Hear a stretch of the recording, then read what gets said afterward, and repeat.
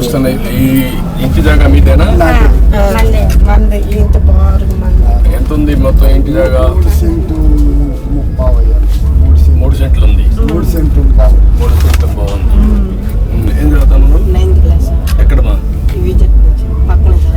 High school Nirmala జరుగుతుంది. ఏం చదువుతున్నా? ఇంటర్ చదువుతాను. సెకండరీకి వచ్చాను. పెద్ద నాకేం కావాలనుకో? పోలీస్ అయితే అందరూ భయపడతారు.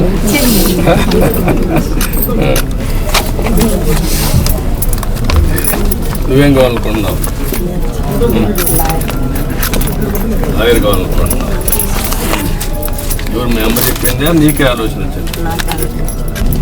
బాగా చదువుకుంటావా?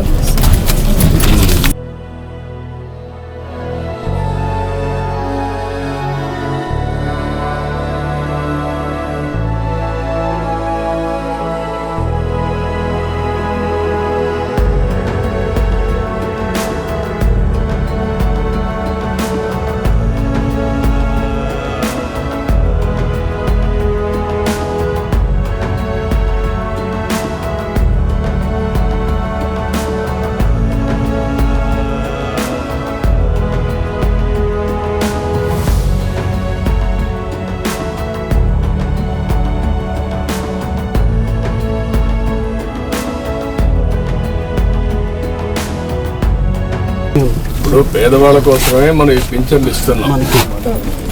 అదే మరిగా సరే మీకు ఇల్లు లేదు, ఇల్లు కట్టేయమంటాం. ఇప్పుడు ఇల్లు కూడా ఒకటి శాంక్షన్ చేస్తుందని ఇక్కడ కట్టిస్తారు. ఇప్పుడు ఇది తీసుకోండి అమ్మా. మీరు సిఆర్డిఏ మీరు కలిసి ఏరియాలో ఉండే వాళ్ళకి ఇండ్లు ఇలాంటి వాళ్ళకి కొంతమంది కట్టుకోలే వాళ్ళు కట్టిద్దాం.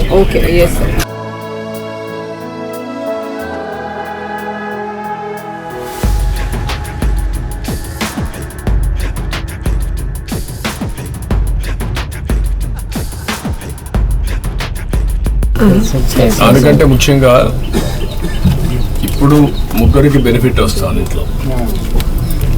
నీకు రాబోయే రోజుల్లో 4,000 వస్తుంది, ఆవిడకి 5,000 వస్తుంది,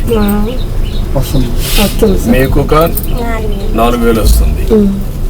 4, 4, 8 + 5 13,000 వస్తుంది.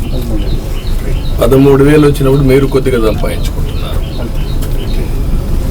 వీళ్ళిద్దరిని చదివించుకొని వాళ్ళకి చదువుకు అవన్నీ ఏం చేయాలో అవన్నీ చేస్తూ ఉంటాం గవర్నమెంట్ కూడా.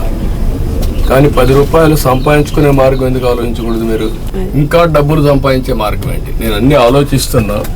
పేదరికం లేని సమాజం అంటే ప్రతి ఒక్కరికి కూడా కనీస ఆదాయం సంపాదించే మార్గం మీకు చూపించాలనేది నా ఆలోచన. లేకపోతే మీ జీవితంలో ఇదే మరికి పుడతారు, ఇదే మరి చనిపోతారు.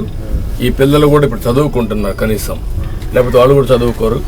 చదువుకోకుండా కూలి పని పోతారు. దాంతో మీ మరి వాళ్ళు ఉండిపోతారు.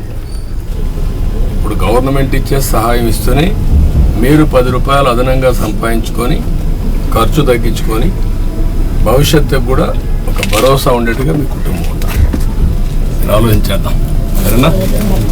ఇల్లు ఇమీడియట్గా ఇచ్చేస్తాను. నేను చెప్పాను కదా, అయిపోతుందండి.